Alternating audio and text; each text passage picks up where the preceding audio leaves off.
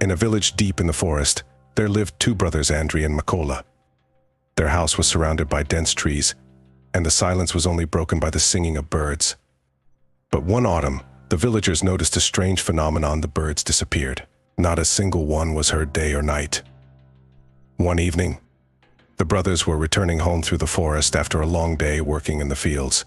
It was beginning to get dark when they heard a terrifying scream from somewhere ahead. The brothers stopped and looked at each other. "Did you hear that?" whispered Andriy. "Yes," it was Mykola started to say, but he was cut off. In front of them appeared a huge bird. Its eyes glowed red, its wings were as black as coal, and it seemed enormous and menacing. "Run!" shouted Andriy and darted towards home. Mykola followed him, and they both dashed through the forest, ignoring the branches scratching their faces and hands.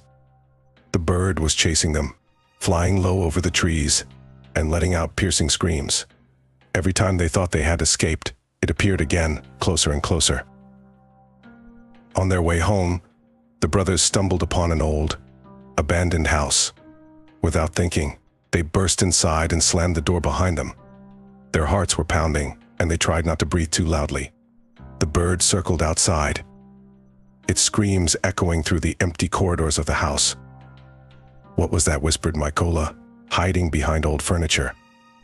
"I don't know," answered Andriy, "but we have to think of something." They searched the house for anything that could help them, but found only dust and debris.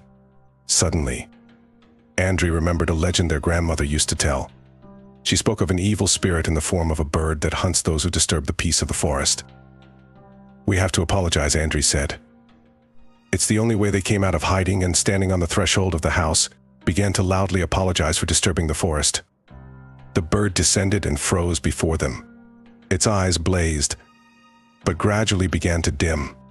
It let out one last piercing scream, and flapping its wings, disappeared into the night.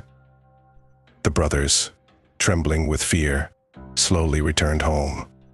The next morning they told the villagers what had happened, and from then on, no one dared to disturb the peace of the forest. The birds gradually returned, and life went back to normal. But every evening, as it grew dark, the brothers remembered that ominous bird and the screams that echoed in the night.